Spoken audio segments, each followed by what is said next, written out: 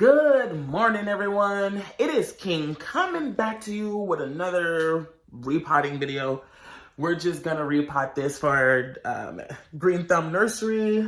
So if you're new here, welcome to the channel. I hope this video is helpful to you. What we're doing today is repotting these Aglaonemas that I have, or like Chinese Evergreen. And they're extremely root bound. So a lot of my plants are getting kind of root bound because they've been in the nursery pots and they need to get into the larger pots. So I'm gonna repot this Aglaonema. I have two of them. They're in my bathroom. So we're in the bathroom by my beautiful burgundy baby, which is just getting so large and keep making new flowers every time I look at her. So the Aglaonemas are the company in here, these Chinese Evergreen, and I just love the color and what they do to the room. And it's to me, it's so zen in this space. I like just coming chilling here because I have an Aglaonema there. I forgot what my purple hearts are called, my burgundy babies. And then I have another Aglaonema that goes on the countertop right here. So let's get started with repotting these guys.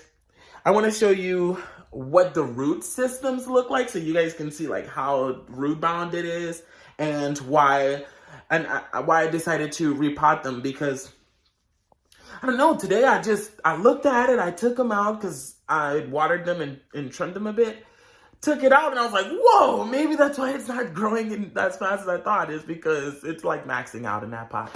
So we're gonna put them in a larger pot. Let's get started. Let's just do that. So if you want to see what I mean by root bound, or it had like a lot of roots and it needs more space, this is what I mean. And if you saw the video when I took out my spider plant was also very root bound. I mean, I've had it now for like a year and a couple of months, maybe. So like maybe I had it for like a full year and a month or something like that, because I've been having those since I lived in Nevada. So they definitely were very root bound. So this one is very similar now. So I'm just gonna separate some of these roots and put it in this larger pot because now it's plenty more room. I'm gonna put more soil in the bottom. Got my handy dandy bag of potting soil and the perlite.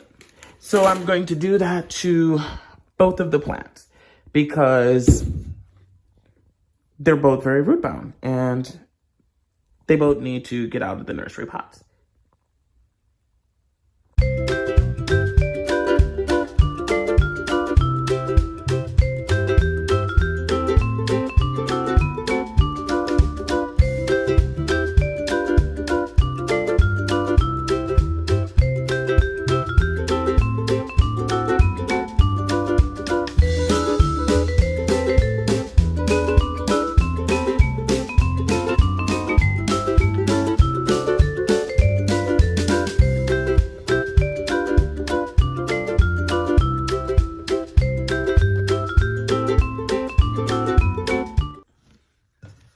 I don't know if you guys could see the mixture, but I always put like about a handful or two of perlite in there. So I would say I put like, I don't know, like 15-20%. And then I mix it with soil.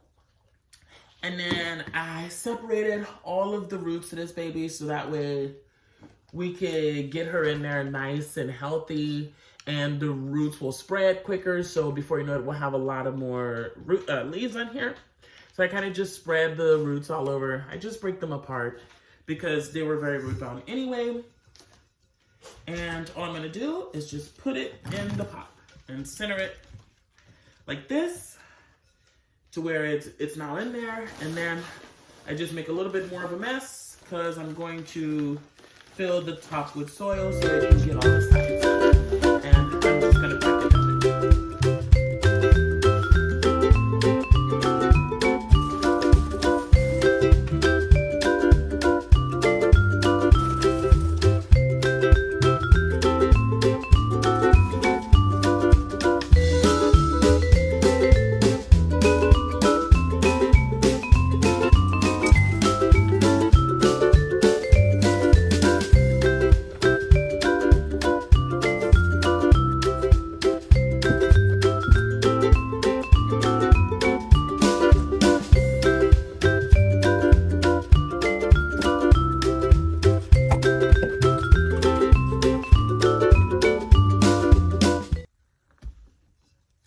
looking at the second one, guys, this one too is also very, very root bound. So my babies are growing.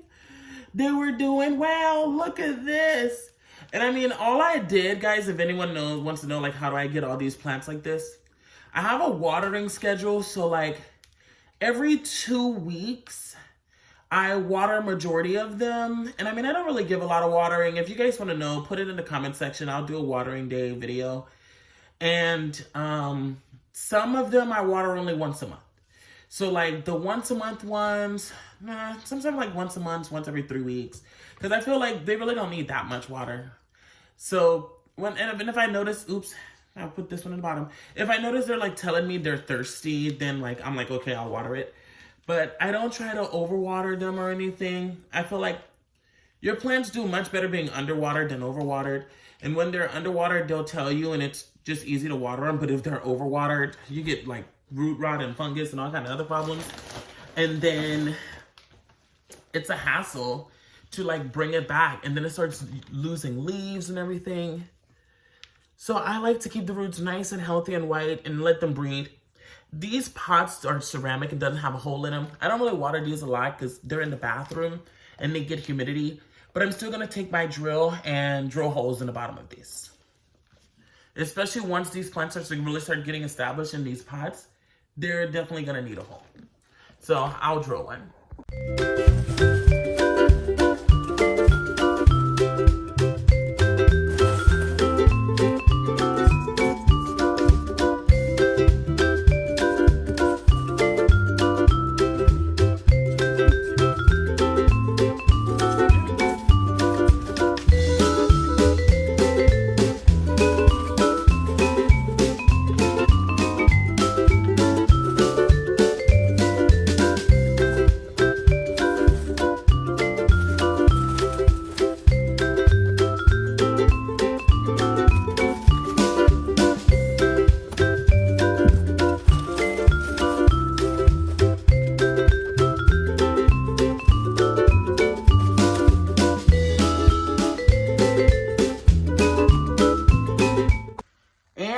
There you have it. So they're done. I got both of them in there. It's right here, and the other one is behind me. So I got both of them in there, and they're looking good. So just got to clean up my little bit of mess. You guys already know I make it messy, but that's what brooms and stuff are for, so it's easy to clean. In the future, I probably should get like a plastic lining or something to put down, because I have one. I should start using that because I know I make it super messy. But oh well. So guys, I hope that helped you with aglaonemas and knowing like the watering, how I water them, like, and I only give it like maybe 4 ounces, sometimes more than that. I give it a good drink every 2 weeks. So I would let it drip through the nursery pot, let the excess water come through, and then that was it. And I would wait another 2 weeks. And that's how I built those type of roots. And sometimes I missed it, but that's like on random. Like if I ever have that mister, it'll be like once every 3 weeks, once every week, or it depends on how frequently I grab the mister. And it's not like a heavy, like get them super wet type misty. It's just like to create some humidity because they're already in my bathroom. So to me, they get the humidity from the shower.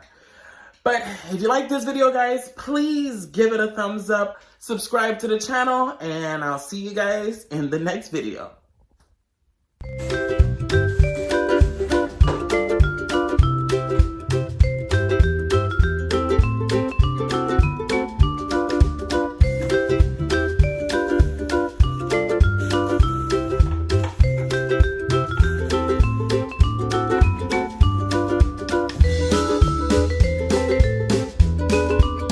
I figured I'd show you guys how much I water them since I figure someone in the comment section might ask.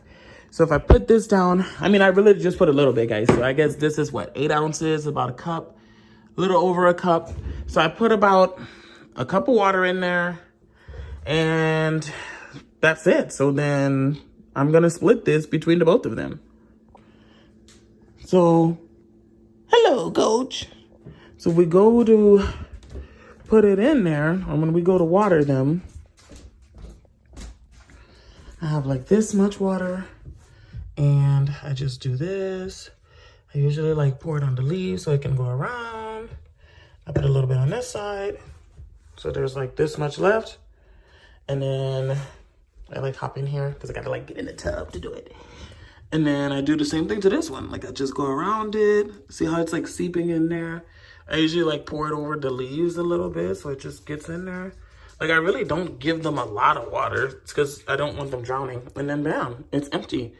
So like if I feel like they need more, then I'll put more in there. But usually that's what I do. So that way it gets just enough. And I feel like they're doing well. So Aglaonema, there you go.